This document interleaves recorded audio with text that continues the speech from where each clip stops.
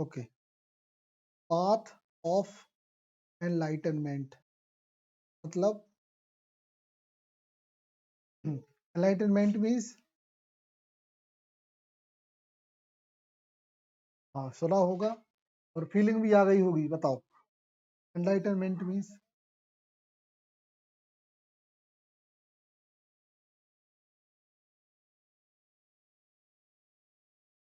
Positive word है या negative word है?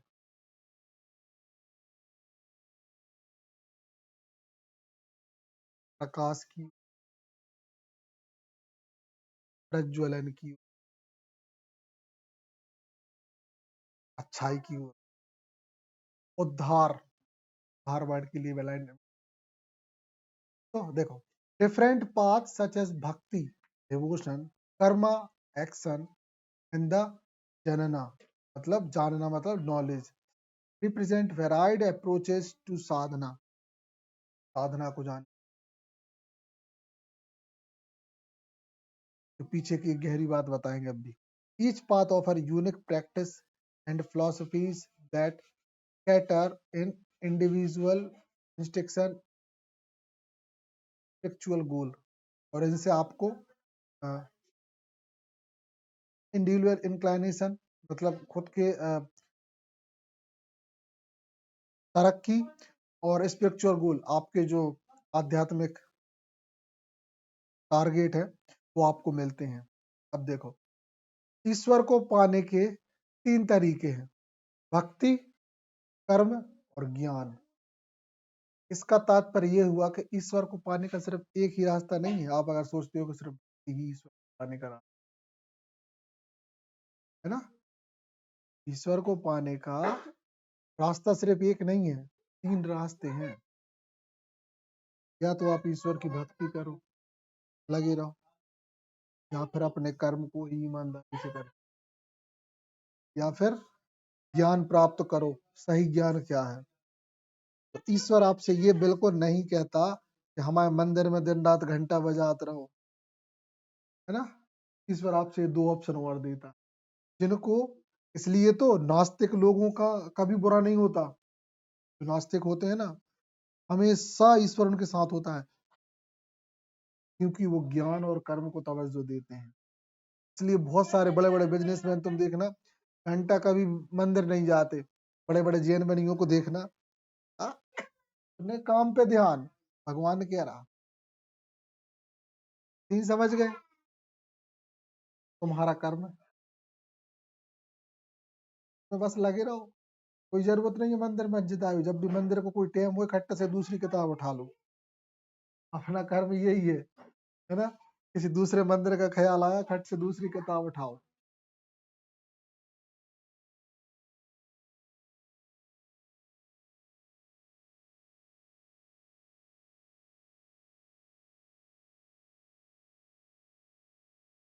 हेलो, हाँ बस, आज चलिए अपन 9 बजे चलिए। हाँ मतलब 8:30 के बाद चलिए, तन्नक जिन्हें छोड़ यहाँ चिल्लर पार्टी है ना। फिर बाकी बाद अपन 8:30 पर छोड़ भी जाते हैं। हाँ तो बाकी तो 15 मिनट में जाना, 15 मिनट में हम लौट यहाँ, है ना। ओके,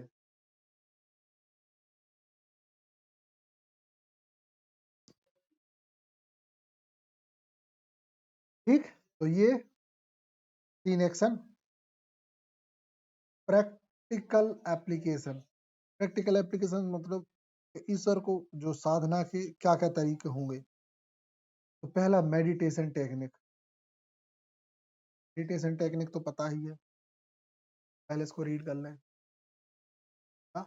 एक्सप्लेन, कहने का मतलब किसी भी चीज को बढ़ाना। तो देखो, क्या है यहाँ पे दो दो वर्ड एक ही जैसे, रेनफोर्स का मतलब भी यही होता है, किसी भी चीज को आगे एक बल देना, फॉस्टरिंग भी बढ़ाना। This practice reinforce community discipline while fostering a sense of community and belonging along practices. सीधी बात ये है कि हमारी ये प्रैक्टिसेस जो है हमें निर्णय लेने में और नियंत्रित रहने में, शासित रहने में मदद करती है। They often embody symbolic meaning that ends the spiritual journey. और अक्सर हमारे जो सिंबल्स होते हैं वो हमारी जर्नी में मील के पत्थर होते हैं, तो हमारे हमें एनरिच करते हैं, मतलब हमारे क्या करते हैं, हमको रिच करना का ही एक फॉर्म है। अ, हमें ऊंचा उठाते हैं, है ना। कैसे उठाते हैं? जैसे अपन मंदिरों में जाते हैं ना, भगवान जी की मूर्ति, भाई एक पॉजिटिव माहौल मिलता है। बस इस बात से तो हम एग्री करते हैं मंदिरों में, क्योंकि वहां पे जितने भी हराम खोर भी होते हैं ना, आके 2 मिनट के काजे अपने शरीर से अच्छी वेब निकाल लेते है ना। नहीं तो बाकी छपरी तो फिर कुछ भी क्या कर लो, है ना। उनको तो कहीं सुकून नहीं मिलता, लेकिन कुछ बुरे लोग भी वहां जाके कम से कम प्रार्थना करते। इसलिए देखना, मंदिरों का माहौल अच्छा होता है। हमारी स्टडी में तो बहुत बड़ा रोल है। खूब चाय पी है ईद की, पूछ भी लेता था कुछ दिन, देखते देखते वो सोचा के पहले वो खुद ही खुद पी, इसको भी दे दिया करे, बेचारा गरीब होगा कहाँ का। मांगने वाले बैठे हुए थे।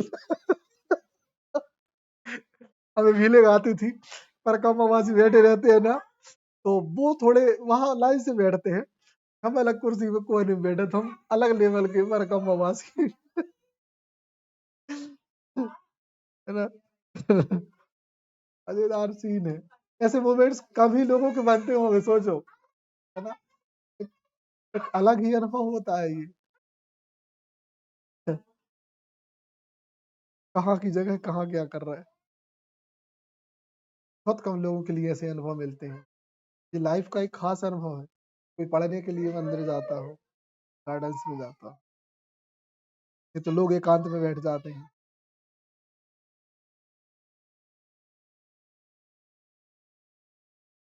डेली एप्लीकेशन इन लाइफ, ये तीसरा खास पॉइंट है।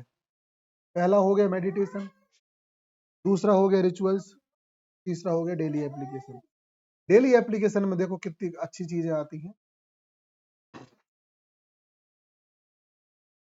Integrating Sadhana into daily life encourage mindfulness and the intentionality in everyday activity, whether through conscious breathing, ethical decision making, or self reflection. Applying sadhana principles help cultivate a balanced lifestyle, enhancing personal growth and the fostering a sense of purpose. कहने का मतलब ये है कि हमारे दिन भर की जो प्रतिदिन की जो एक्टिविटी होती है ना, उससे भी हमारा जो स्पिरिचुअल लाइफ है वो इफेक्ट करती है। चलो, डेली प्रैक्टिसेस, लोगों की मदद करना, है ना, किसी को अच्छी सलाह देना, है ना, किसी के बारे में अच्छा सोचना, और दूसरे को एक दूसरे की मदद के लिए इनकरेज करना। जब आप दूसरे को मदद करने के लिए इनकरेज करोगे ना पूरे मन से, तो वही जो वाइब्स है ना और वाइब्रेशन आपके पूरे शरीर में भी दौड़ेंगे।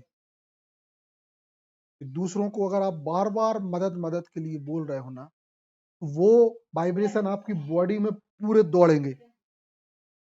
और आपने बोला ऐसा है वैसा, आपके मन में दया आ रही, आप उसकी हेल्प करना चाहते, वो आपके अंदर भी पनप रहा है वो चीज, है ना। तो ये अच्छा है। जैसे कि मनीषा की एक एनिमल से लव, है ना, तो की बात है ये। जानवरों बेजुबान होते हैं, हम अपनी तरफ से जो कर सके, हमें नहीं है। उसमें तो बहुत नफरत है हमें, लेकिन बेजुबान है वो भी, ये जो हो सकता है कर पाओ, है ना? मगर एक चीज हम बता रहे, जानवरों से याद आया, यहाँ जो तुम्हारा जैसे मनीषा का पानी रखा रहता, लेकिन हम करेक्शन कर,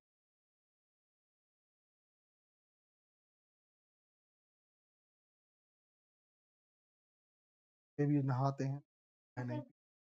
हाँ वो स्विमिंग पूल बना है उसका, हम देखते रहते हैं, है ना। वो गाय के लिए रखा है, अरे तुम भी पी लो भाई, जानवर हो, तुम नहा रहे यार। तो पहला ये हो गया गड़बड़, और दूसरा पता क्या गड़बड़ हो गई, इतना भी साफ पानी होता है ना, क्योंकि वो देखो साफ है, साफ पानी में मच्छर अंडे दे जाते, वो जो ऐसे ऐसे घूमते हैं ना, लार्वा होता, वही मच्छर बन के निकला, तो उसको चेंज करो तो तुम्हारे घर में, बिल्कुल ये अच्छी चीज है। हम भी 3 दिन में वही टंकियां खाली करते हैं। तो दो याद रखना, नालियों में मच्छर कभी नहीं होते, मच्छर अच्छे पानी से निकल के नाले की किनारों में ठंडक के लिए चिपकते हैं। हम कहते हैं नाली, अरे नाली में तो अंडे बह जाएंगे ना उनके, परिवार नष्ट हो जाएगा भाई। फैमिली बर्बाद हो जाएगी। ठीक, हमें वो चीज नहीं करनी। ठीक,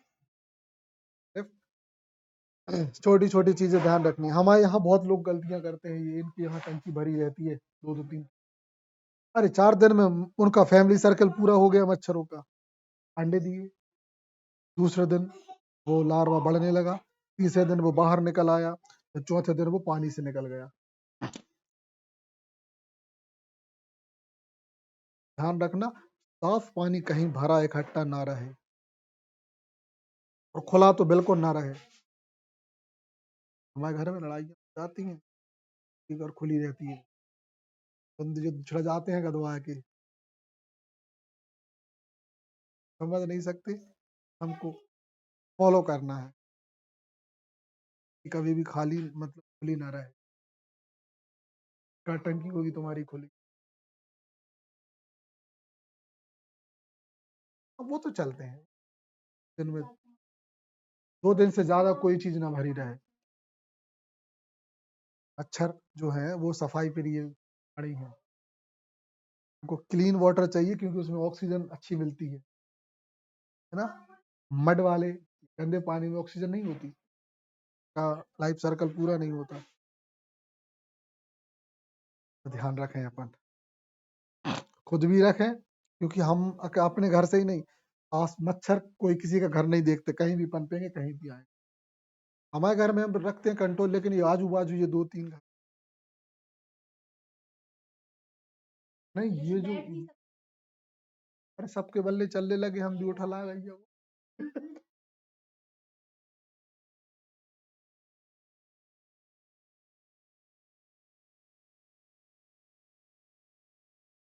पढ़ाते रहो, कम जाएंगे, लेकिन सब चला रहे बल्ले, इतनी रहती है क्योंकि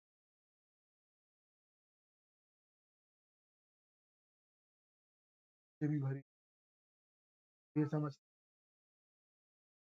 ना इनको कोई बता सकता है, कभी अपने संपर्क में आते हैं।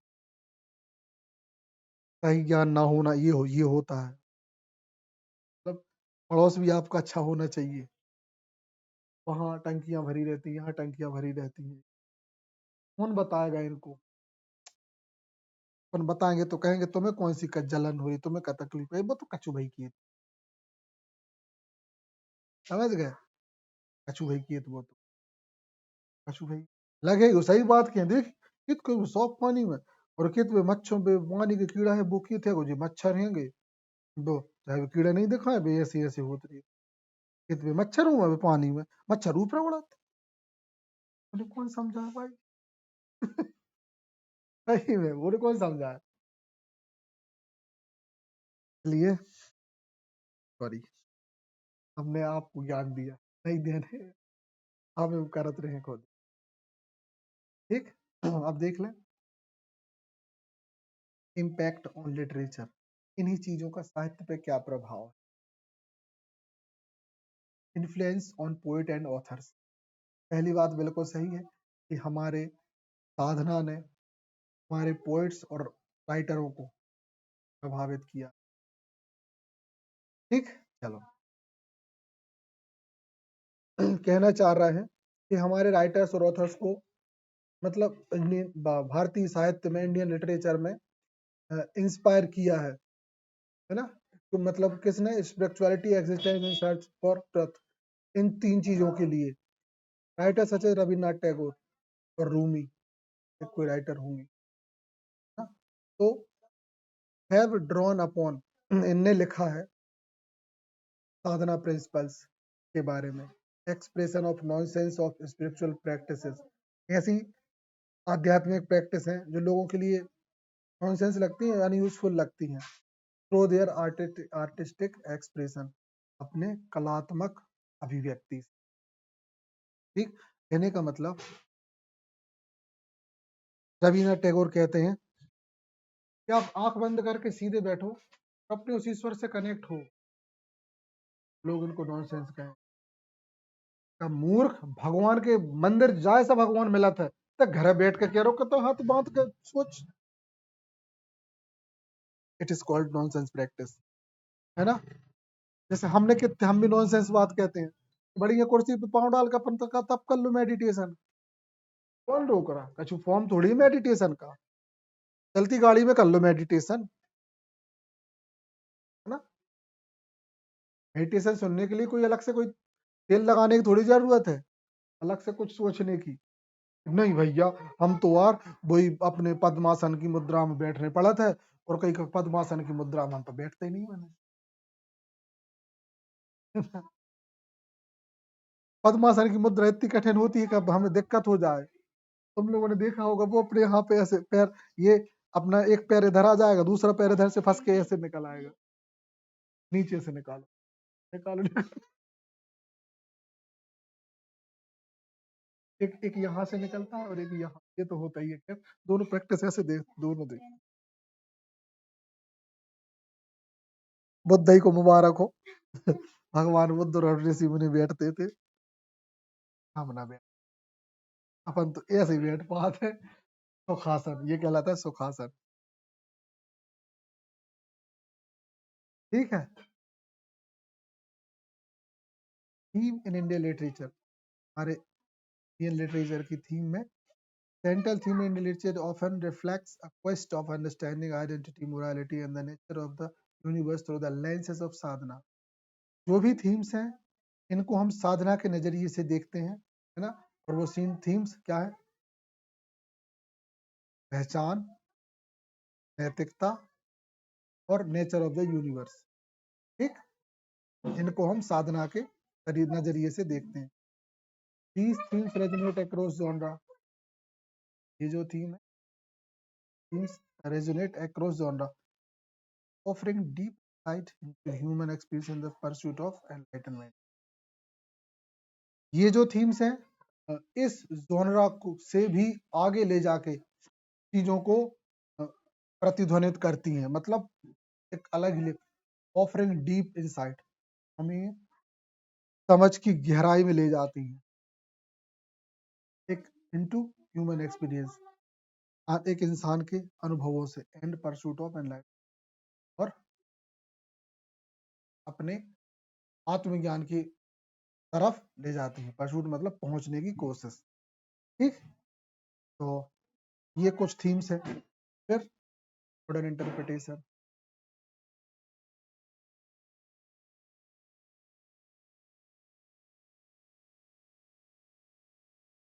मॉडर्न इंटरप्रिटेशन से क्या समझते हो कि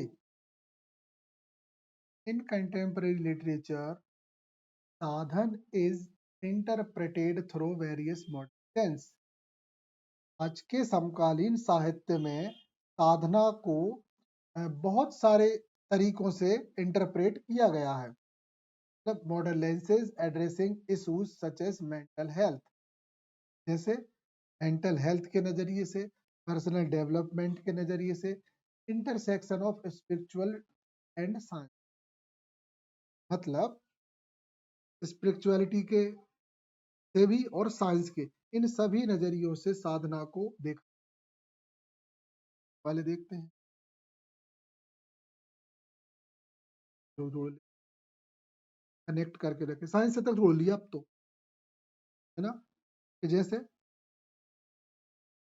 हम जब साधना करने बैठते हैं तो उससे जो ओम का उच्चारण निकलता है वो हमारे बॉडी में पॉजिटिव इम्पल्स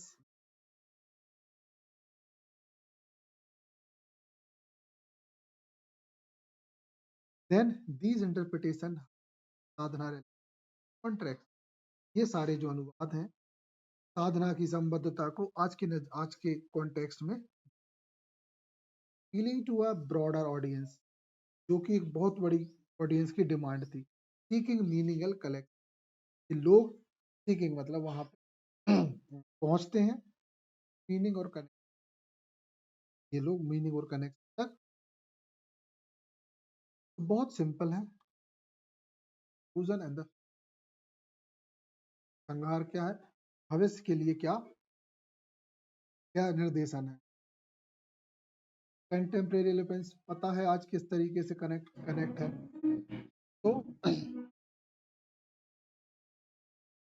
तो साधना जो है वो लगातार इस चीज को पकड़ के रखती है कि आज क्या रास्ता हमें मिलता है और कैसे हम चीजों में बैलेंस बना के रखते हैं, और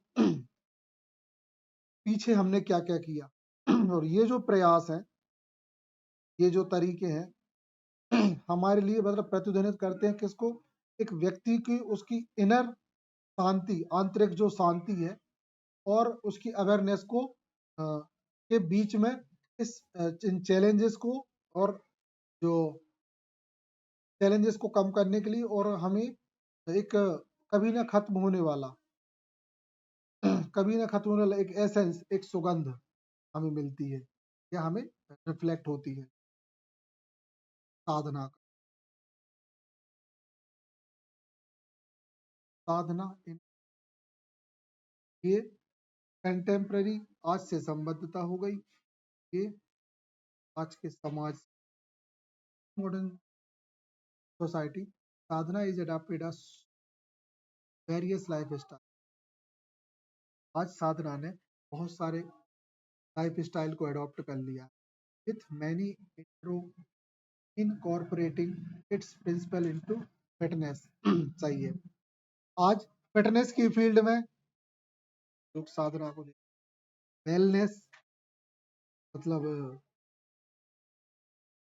अच्छा भविष्य, सेल्फ केयर खुद की सुरक्षा की जो रूटीन होती है उसमें लोग साधना को देखते हैं। सीधी बात यह है कि हम साधना इसलिए करेंगे कि हमारे लिए अच्छा होता है, हेल्थ के लिए, इसलिए नहीं कि जिससे हम भगवान को प्रसन्न करना हो या कुछ, हमारे काम की है तो हम करेंगे बस।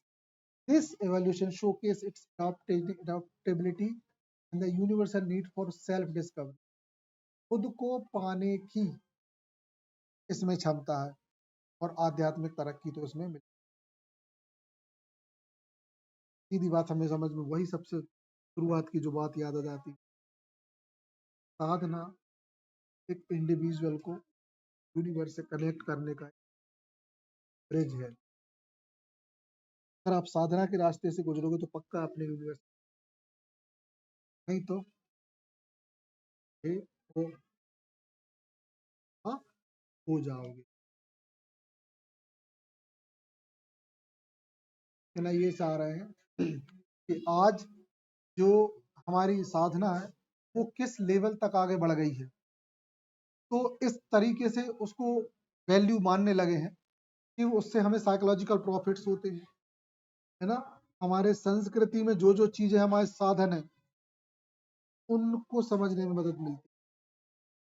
कल्चरल एप्लीकेशन मतलब हम जो कुछ एक्टिविटी करते हैं, होली में, दिवाली में चीजें मनाते हैं, तो साधना इनसे जुड़ गई है, क्योंकि हम इन सारे कार्यक्रमों में प्रार्थना तो करते हैं एंड इंटरडिसिप्लिनरी, आंतरिक अनुशासनात्मक अप्रोच उससे जुड़ी है। फ्यूचर स्टडी, भविष्य में भविष्य में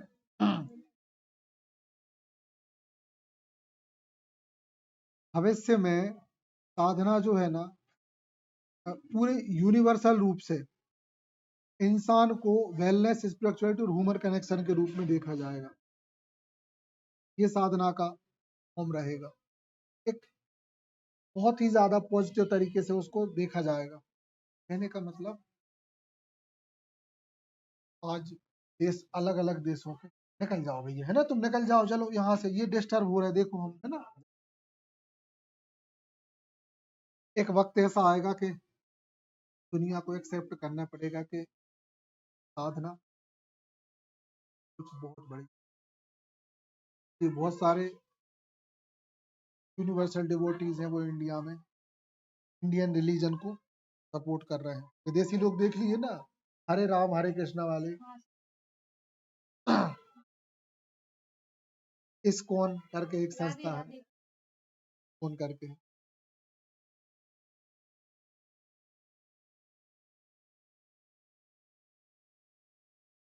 finally we have go to the conclusion.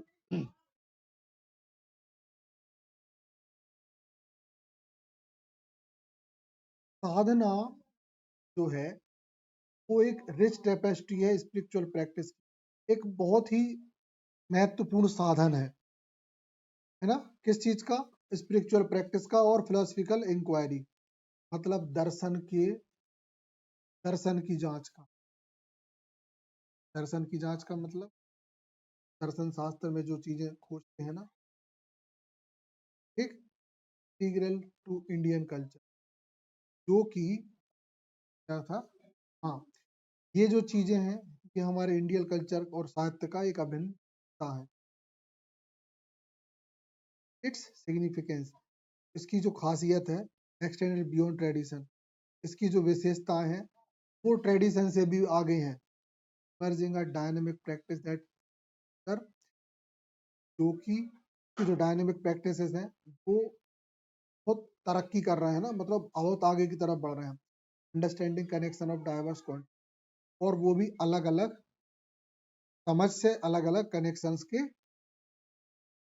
सरल शब्दों में बताएं कि एक समय साधना सिर्फ क्या होती थी, बस प्रैक्टिस करके ध्यान लगाना। आज साधना को बहुत सारे नजरियों से देखा जाता है, चाहे आपका आध्यात्मिक विकास हो ना, फोकस बढ़ाना हो, मेडिसिन में भी यूज होता है।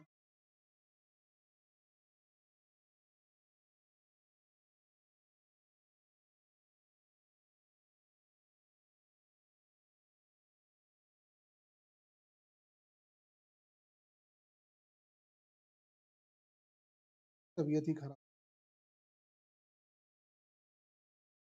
था, सीधा करा रहे थे ना, गवर्नमेंट टॉर्चर था।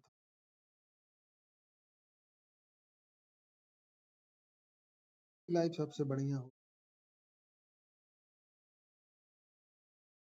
कि जिसने ज्यादा बहुत तकलीफ सही होती है ना, और को बस उसने कुछ गलत ना की, हम एक जगह दो बार कुछ भी सह रहा है ना, ये सहा आ गए ना, फिर बड़ बातें ही नहीं होती। किसी ने कुछ बोला, आपने गुस्सा में उसका जवाब दे दिया, आसान है ना, आप किसी भी दीवार पे बॉल मारोगे रिफ्लेक्ट होके आएगी। सोख लेना कितना, की बात को सोखना बहुत कठिन होता है। गुस्सा दिखाई और तुम पी जाओ, वहां से गुस्सा फेंका उसने, तुम पी गए, तुमसे बढ़ के ताकतवर कोई नहीं है। सब दिखाना आसान है, गुस्सा रोकने के लिए बहुत ताकत चाहिए होती है अंदर से। वही कंट्रोल नहीं होता, वही हटरी बांध दो यही। और हाँ, प्रतिकार तब करना चाहिए जब वो कुछ ओवर हो रहा हो, ओवर हो रहा हो मतलब उसने बना लिया कि ये तो कुछ ही नहीं करता, उसकी अपनी ताकत दिखा दो। लेकिन ताकत बना लो पहले, पहले ताकत बना लो फिर दिखा दो।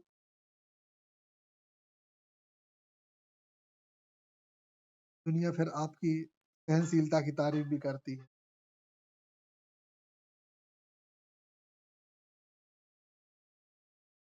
तो सुनते रहते हैं तो हमें बड़ा आनंद अच्छा लगता है, इंसान भी अच्छा लगेगा।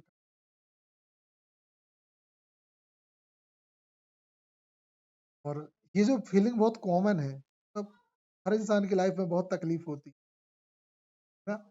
हम तुमसे पूछेंगे भी तो क्या ही पूछें, तो पता है कि इंसान की लाइफ में तकलीफें बहुत होती है ना। वो गाना हमें हमेशा याद आता है कि सही है वो, जिसने भी लिखा है ना, हर इंसान देखी। कोई बात नहीं, चलो, तो इसी के साथ हमारी ये साधना की स्लाइड खत्म होती है। लेकिन एक बात हम बोलेंगे, अगर समय मिलेगा ना, इस स्लाइड में हमें थोड़ा सा और ऐड करना है, चीजें हम और चाहेंगे, लेकिन समय बचेगा फिर करेंगे, ठीक है। इसको यहीं पे समाप्त करें।